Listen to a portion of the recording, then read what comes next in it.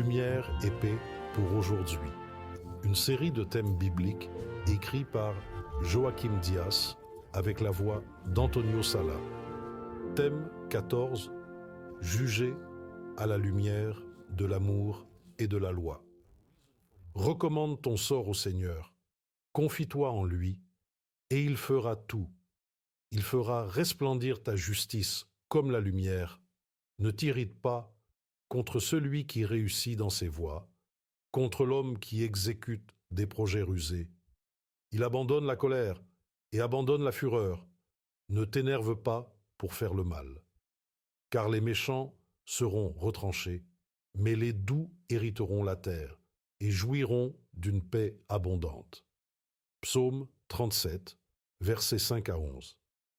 La réalité du jugement dernier, êtes-vous certain? La fin de tout ce qui a été entendu, c'est que Dieu amènera toute œuvre en jugement. Ecclésiaste 12, 13, 14. Combien d'entre nous devront comparaître devant le tribunal divin? Car il nous faut tous comparaître devant le tribunal du Christ, afin que chacun reçoive selon le bien ou le mal qu'il aura fait, étant dans son corps. Deuxième épître aux Corinthiens 5.10. Pourquoi Dieu ordonne-t-il à tous les hommes de se repentir?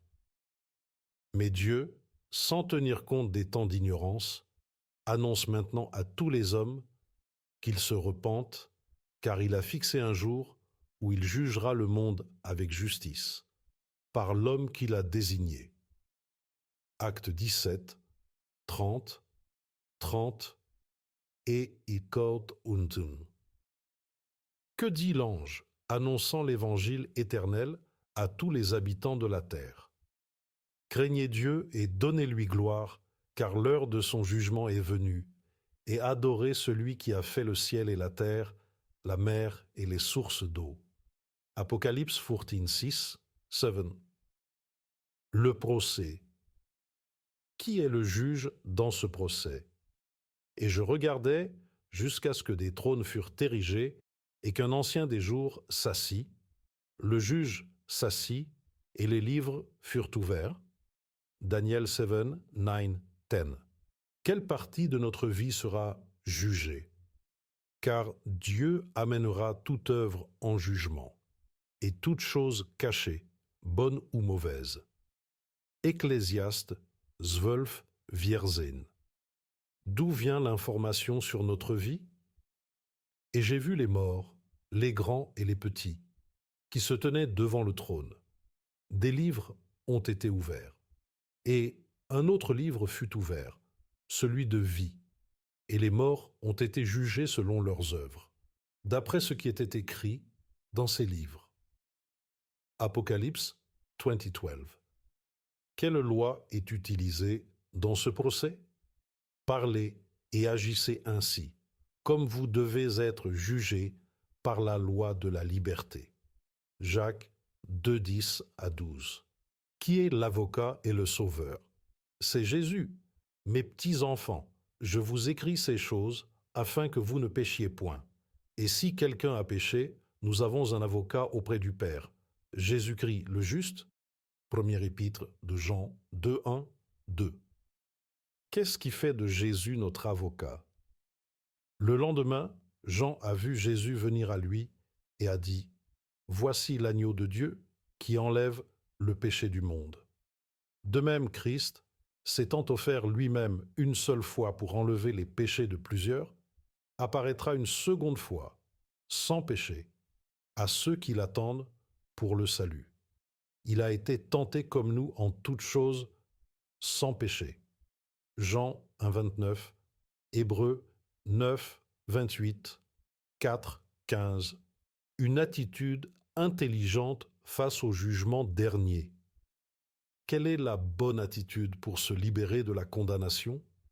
En vérité, je vous le dis, quiconque écoute ma parole et croit en celui qui m'a envoyé a la vie éternelle et ne vient pas en jugement, mais il est passé de la mort à la vie.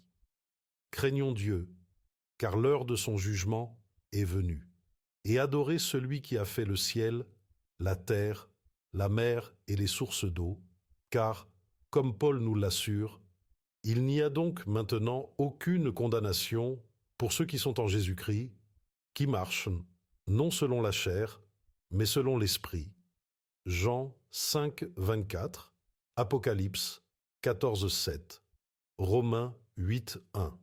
Quand acceptez le salut, je vous ai exaucé au temps favorable, et je vous ai secouru au jour du salut.